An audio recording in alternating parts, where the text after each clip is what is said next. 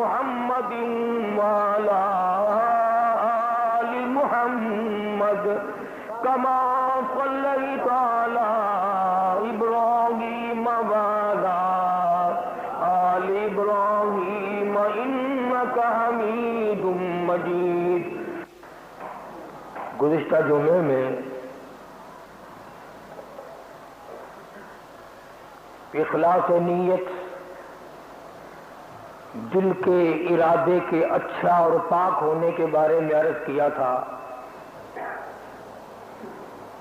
بخاری شریف کی ایک روایت کا مختصر سا ٹکڑا عرض کیا تھا، انما الاعمال بالنیات، او کما قال النبی صلی اللہ علیہ وسلم۔ ارشاد گرامی ہے کہ تمام اعمال کا مدار نیت پہ ہے، تمام اعمال کی عمارت نیت پہ استوار ہوتی ہے، بنیاد نیت ہے، ایرا نیت ہے، جڑ نیت ہے۔ نیت صحیح، اعمال صحیح، نیت غلط، اعمال غلط۔ بلکہ نیت کے ساتھ ساتھ ایک لفظ اور ملاؤ کہ نیت عقیدہ ہے، عقیدہ صحیح تو اعمال صحیح، عقیدہ غلط، اعمال غلط۔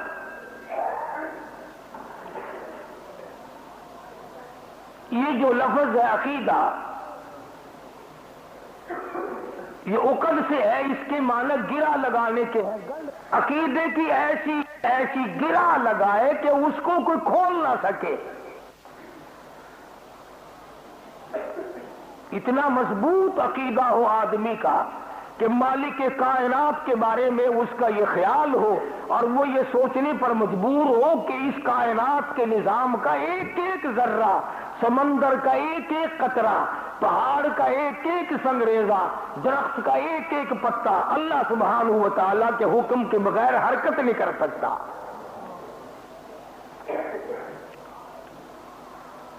جب نظام کائنات کی کوئی چیز بھی اللہ کی اذن اور اجازت کے بغیر حرکت نہیں کر سکتی تو پھر کرنے اور کرانے والا اور کون ہو سکتا ہے؟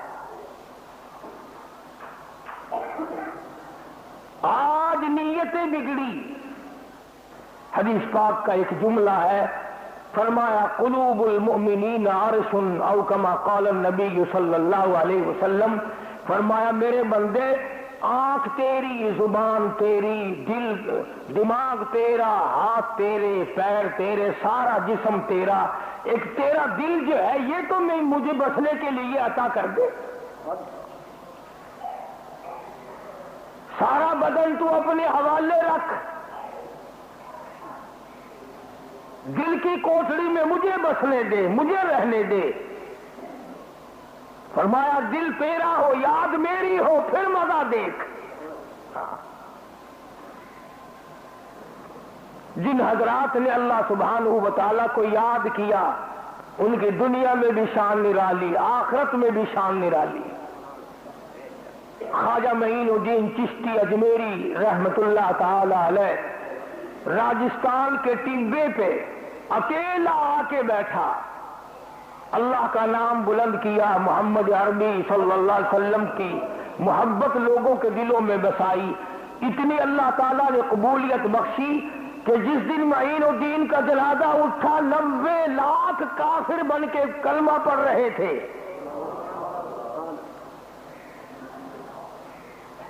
آج تم سے اپنا ایمان نہیں سنبھالا جاتا۔ یہ کتنا برگزیدہ بندہ ہے کہ ایک آدمی کی وجہ سے 90 لاکھ آدمی جہنم سے بچ گیا، جنت کا وارث بن گیا۔ آج ان بزرگوں کا نام تو لیتے ہو مگر ان بزرگوں والے کام تو کوئی کرے۔ امام احمد بن حنبل رحمت اللہ علیہ کے جنازے کو دیکھ کر 20,000 یہودی مسلمان ہو گیا، صرف جنازے کو دیکھ کر۔ امام ابو حنیفہ رحمت اللہ علیہ کی دقت نظر اور علم اور تقوی اور پرہیزگاری کو دیکھ کر خدا جانے کتنے ہزار بیریے مسلمان بن گئے۔ اب آپ لوگ سوچ رہے ہوں گے کہ معین الدین چشتی اجمیری رحمہ اللہ اور احمد بن حنبل رحمہ اللہ اور امام ابو حنیفہ رحمہ اللہ شاید ان بزرگوں کے بدن سونے کے تھے؟ یقین کرو یہی دو آنکھیں تھی، یہی زبان تھی، یہی چہرہ تھا، پیٹ بھی تھا، نفس بھی تھا، بچے بھی تھے، بیوی بھی تھی، سب کچھ تھا، مگر کمال یہ تھا کہ انہوں نے سب کچھ ہوتے ہوئے اپنا صرف ایک اللہ کو بنایا ہوا تھا۔ اللہ سبحانہ و تعالیٰ کی یاد میں اس قدر مستغرق رہتے تھے کہ دنیا اور وما فیہا کی انہیں خبر تک نہ رہتی تھی۔ ہم سے تو وہ اچھا رہا فضیل بن عیاض رحمہ اللہ، بہت بڑا اپنے زمانے کا ولی کامل گزرا ہے، اور حالات اس کے کیا ہیں؟ ڈاکو ہے اپنے زمانے کا، صرف ڈاکو نہیں بلکہ ڈاکوؤں کی بہت بڑی پارٹی کا سردار ہے۔ 99 ڈاکو اور ہیں، سب سے بڑا سردار فضیل بن عیاض ہے۔ ایک آدمی کی لڑکی بڑی حسین تھی، اس کو خبر بھیجی کہ تکڑا ہو جا، ہم تیری بیٹی کو اٹھاویں گے۔ اس نے اپنی بچی کو چوبارے میں اوپر چڑھا دیا، بچی کو بھی پتا تھا، وہ اللہ کا قرآن لے کر بیٹھ گئی۔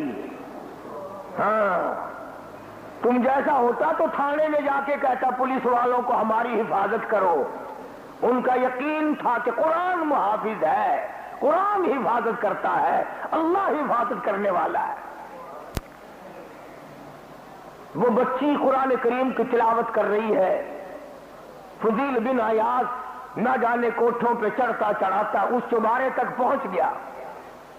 اندر سے آواز آتی ہے، الم یعنی للذین آمنوا ان تخشع قلوبهم لذکر اللہ۔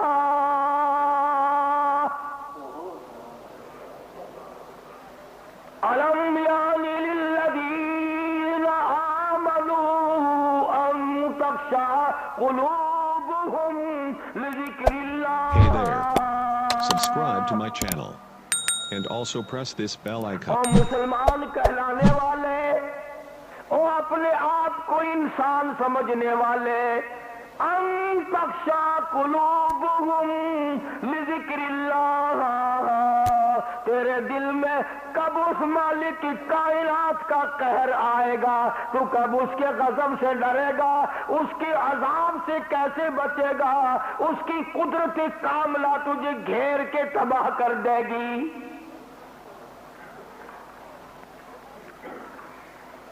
اس بچی نے 2-3 مرتبہ آیت کو دہرایا، بار بار پڑھتی تھی اور روتی جاتی تھی۔ اللہ سبحانہ و تعالیٰ بڑا کریم ہے، اندازہ لگاؤ ڈاکو نہیں، ڈاکوؤں کا سردار ہے۔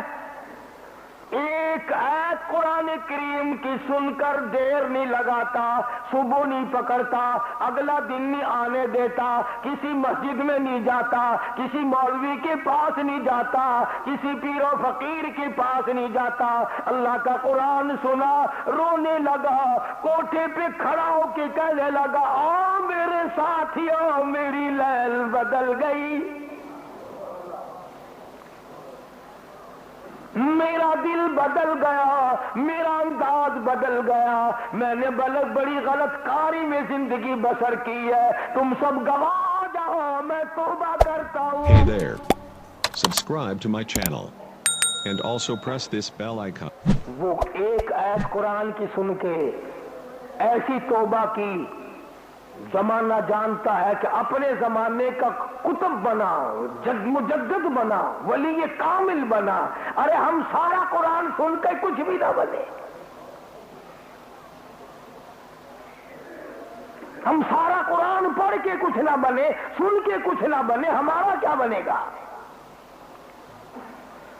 جھوٹ بولنے سے ہم نے کبھی توبہ نہ کی، زنا بدماشی سے ہم نے کبھی توبہ نہ کی، حرام خوری سے ہم نے کبھی توبہ نہ کی، لگے ہوئے ہیں بس، کہتے اللہ کریم ہے معاف کر دے گا، تو معافی مانگے گا تو وہ تجھے معاف کرے گا۔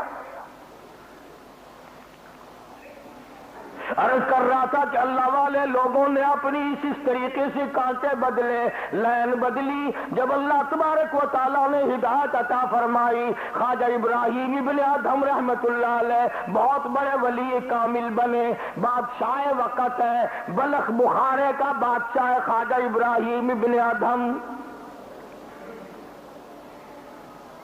مگر دل میں کبھی کبھی یہ بات آتی ہے کہ میں اللہ کو یاد کروں، اللہ والا بن جاؤں، فقیری مجھے منظور ہے، اللہ کی ذات میرے دل میں بس جائے۔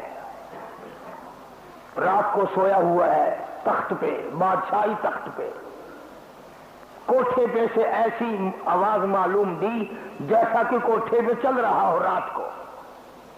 پوچھا کون ہے کوٹھے پہ؟ اوپر سے آواز آئی میرا اونٹ گم ہو گیا، وہ تلاش کر رہا ہوں۔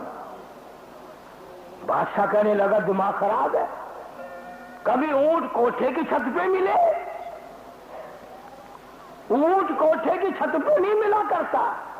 اوپر سے آواز آئی کہ تو کون سا عقل مند ہے، تخت پہ بیٹھے خدا نہیں ملا کرتا۔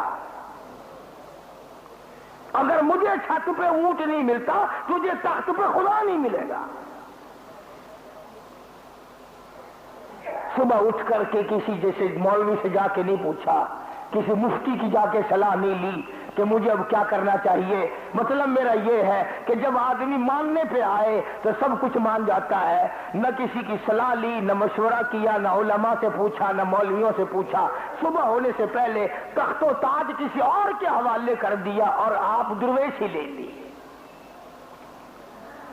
اور خواجہ ابراہیم ابن ادہم رحمت اللہ علیہ جب بھی کبھی اس علاقے میں آتے تو بادشاہ وقت کہتا کہ حضرت آپ کی سلطنت حاضر ہے، اگر چاہو تو میں اب بھی آپ کو دیتا ہوں۔ مگر خواجہ ابراہیم ابن ادہم رحمت اللہ علیہ فرماتے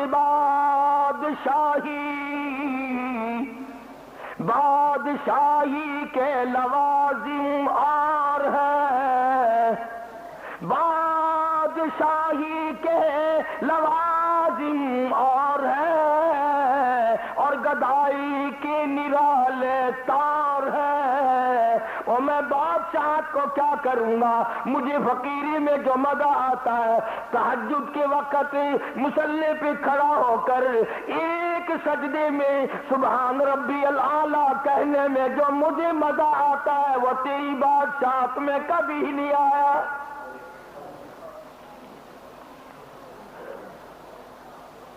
کیا بادشاہت ہوتی ہے جس کو اللہ کی یاد مل جائے؟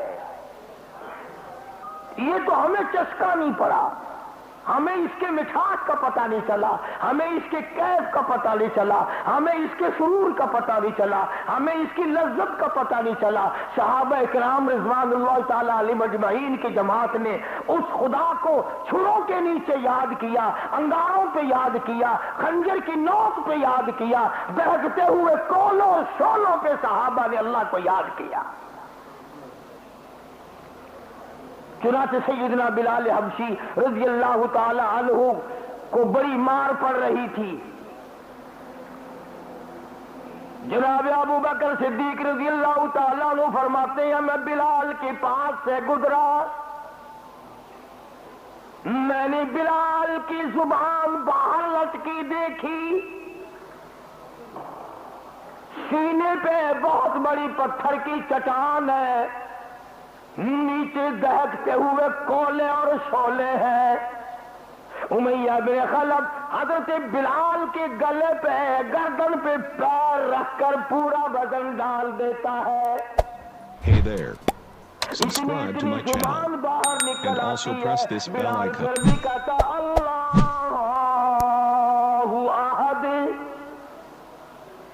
مکے والا اور مارو اور مارو، امیہ بن خلف تو مارتا تھک جائے گا، میں مار کھاتا نہ تھکوں گا۔ کیوں؟ اس لیے میں چوری کر کے مار نہیں کھا رہا، میں بدکاری کر کے مار نہیں کھاتا، میں کسی کو قتل کر کے مار نہیں کھا رہا، میں کسی کے جرم میں مار نہیں کھاتا، میں اپنے رب کی یاد کرنے کے جرم میں مار کھاتا ہوں۔ ادھر مار پڑتی ہے، مجھے مزہ بڑھتا چلا جاتا ہے۔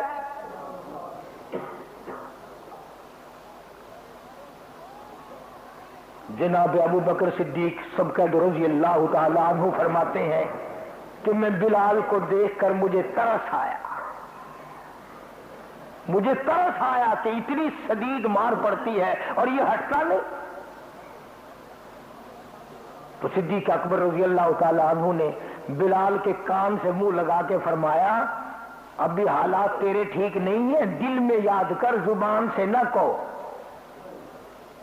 دل میں یاد کر زبان سے اس کا اظہار نہ کر، اتنی شدید مار پڑ رہی ہے، اتنا تجھے عذاب دیے جا رہا ہے. حضرت بلال کہتے ہیں میرا جگر پھٹ گیا اور کہنے لگا ابو بکر سارا جان کہتا پر تو نہ کہتا،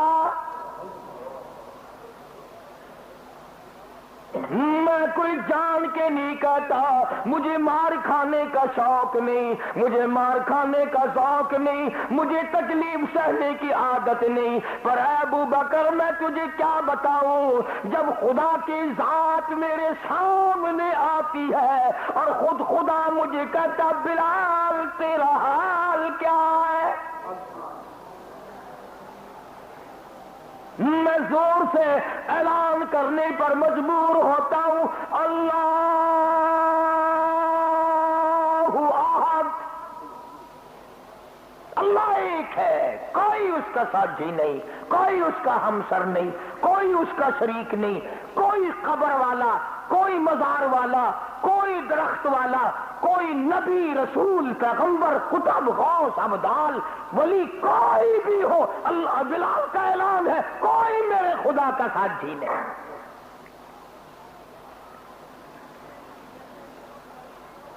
تو سا لوگ تو ان بنا لیندے ہو نا وہی دیکھو نا جی یہ بھی تو اللہ نے بنائے ہوئے نے، اللہ نے بنایا کسی کو اپنا سامی، اللہ نے بنایا کسی کو اپنا ساتھی. تم شریکے سے ڈرتے ہو، خدا شریک کا گوارا کرتا ہے،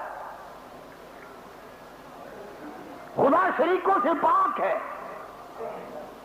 حضرت بلال رضی اللہ تعالیٰ عنہ کو ابو بکر صدیق رضی اللہ تعالیٰ عنہ نے جب زیادہ سے زیادہ مار کھاتے دیکھا اور بعد نہ آیا، پھر ابو بکر نے پوچھا تیرا حال کیا ہے، بلال کہتا جفا جو ہوتی ہے، جفا جو ہوتی ہے عشق میں وہ جفا ہی نہیں، جفا جو ہوتی ہے عشق میں وہ جفا ہی نہیں، اور جب بھی ستم ہے محبتی اس میں کوئی مزہ ہی نہیں. اور کہتا ابو بکر میں تجھے کیا بتاؤں، جب میں اپنے رب کے لیے مار کھاتا ہوں میرے سینے پہ پتھر کی چٹان ہوتی ہے، میری کمر کے نیچے دہتے ہوئے کولے ہوتے ہیں، میری گردن پہ امیہ بن خلف کا پیر ہوتا ہے. ان حالات کے ہوتے ہوئے مجھے میرا رب پوچھتا ہے بلال تیرا کیا حال ہے.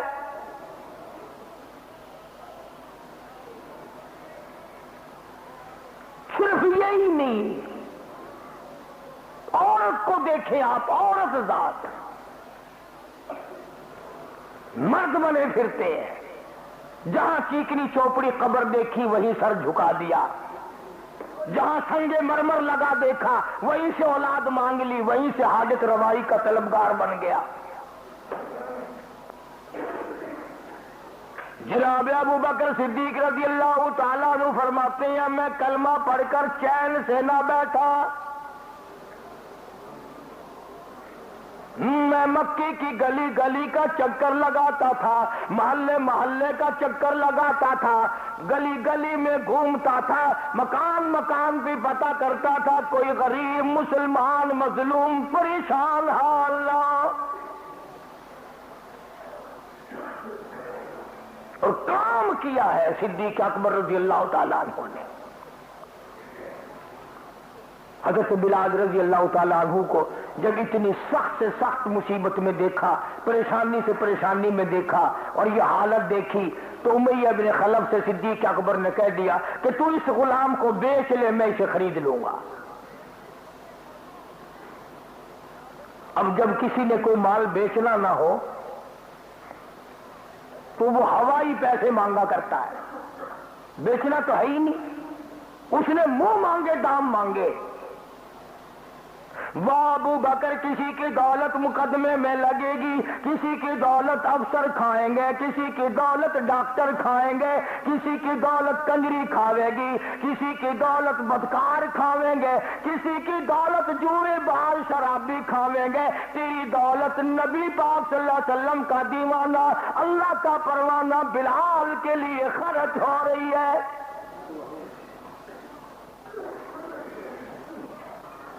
ابو بکر صدیق نے کہہ دیا کہ مانگ کیا مانگتا ہے؟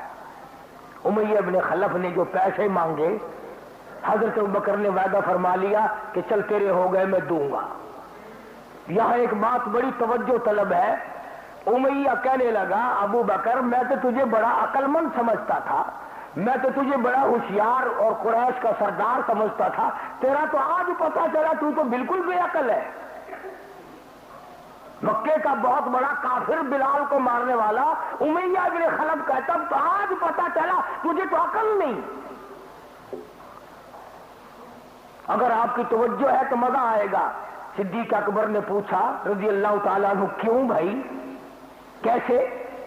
اور کہنے لگا یہ تو میرے سر کا درد بنا ہوا تھا، مار مار کے میں تھک گیا، اس کی رگ رگ میں کانٹے چبھو کے میں تھک گیا، پتھر کی چٹانیں رکھ رکھ کے میں تھک گیا، اور گرم لوہے کے کرتے بنوا کر تپتی ہوئی دھوپ میں سارا دن لٹا لٹا کے میں تھک گیا، انگاروں پہ لٹا کے میں تھک گیا، مار مار کے میں تھک گیا، اور تو نے اس کی اتنی قیمت لگا دی، میں تو اکا ہوا تھا، میں تو تھکا ہوا تھا، تو یوں ہی مانگ لیتا میں تیرے متھے مار دیتا، تو اس کی اتنی بڑی قیمت لگا رہا ہے۔ Hey there. Subscribe to my channel and also press this bell icon. میں تو اس سے آگے تنگ آیا ہوا تھا، میں تو تیرے حوالے یوں ہی کر دیتا، لے اٹھا کے لے جا جا، اتنی بڑی قیمت تو نے اپنے ذمہ لگا لی۔ سبحان اللہ۔ صدیق اکبر رضی اللہ تعالیٰ عنہ نے فرمایا کہ میں یوں سمجھتا تھا کہ امیہ بن خلف مکے کا سردار ہے، قریش کا سردار ہے، بڑا عقل مند ہوگا، پر تیرا آج پتا چلا کہ تو بالکل گدھا ہے، تجھے کوئی عقل نہیں۔ اس نے پوچھا کیوں؟ توجہ فرمایا ہو بلال اور قیمت یہ مانگنی جو تو نے مانگی، قیمت ہو بلال کی، اور یہ تو نے اگر آج تو میری جان مانگتا میں اپنی جان دے کر بلال کو خرید کے آزاد کرتا۔ تو کیا جانے بلال کی قیمت؟ بلال کے تو نے اتنے سے پیسے مانگنے تھے تو خرید کے حضرت بلال کو رضی اللہ تعالیٰ عنہ کو صدیق اکبر نے آزاد کر دیا۔ اسی لیے میں کہا کرتا ہوں کہ اللہ کی عدالت لگے گی، لوگ اپنے اپنے معاملات نبیڑیں گے، اور آئے گی صدیق اکبر کی باری، اللہ پاک کی قسم جناب ابو بکر بلال کو لائیں گے، حضرت نادیہ کو لائیں گے، ابو فقیہ کو لائیں گے، اسی طرح کے کمزور ضعیف صحابہ کو لائیں گے جن کو خرید کے آزاد کیا، عرض کریں گے الہی صدیق کی کمائی تیرے سامنے موجود ہے۔ کبھی ان حضرات کے بارے میں سوچو تو صحیح کہ آخر یہ انسان تھے، لوہے کے تھے، پتھر کے تھے، کیا چیز تھی جو انہوں نے اپنے رب کے سامنے کسی کو کبھی ٹھہرنے نہیں دیا۔ اب آپ کا ایک ذہن ہوگا، اور وہ یہ کہ جی رسول اللہ صلی اللہ علیہ وسلم کی برکت تھی، حضور کی دعا تھی، اس لیے یہ حضرات تکڑے تھے، ایمان ان کے مضبوط تھے، صحابی تھے، نگاہ نبوت نے ان کو پکا کر دیا تھا، یہ بھی ٹھیک ہے، لیکن ایک بات اور آپ کو بتا دوں، فرعون کے گھر والی ایسا ذلیل بادشاہ جو اپنے آپ کو خدا کہلواتا ہے، مجھے خدا کہو، 400 برس تک اس کے سر میں درد نہیں ہوا، 400 سال تک فرعون کے سر میں کبھی درد نزلہ تک نہیں ہوا، اور اپنے آپ کو خدا کہلواتا تھا۔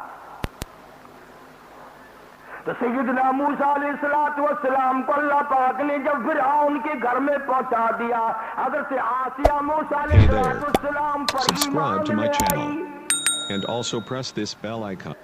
آپ کی حالت کو دیکھ کر حضرت آسیہ ایمان لے آئی، فرعون کی خدائی کا انکار کر دیا۔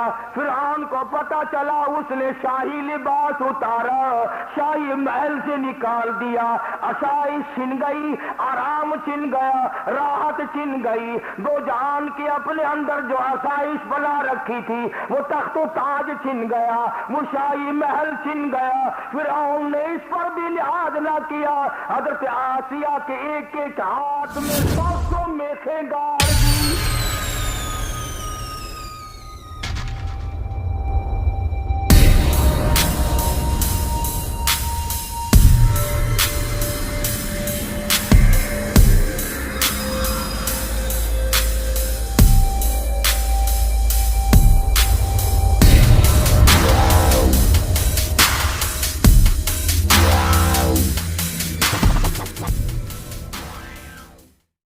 ویڈیو کو لائک کریں، ہمارے چینل کو سبسکرائب کریں اور ساتھ ہی بیل آئیکن کو بھی ضرور دبائیں۔ شکریہ۔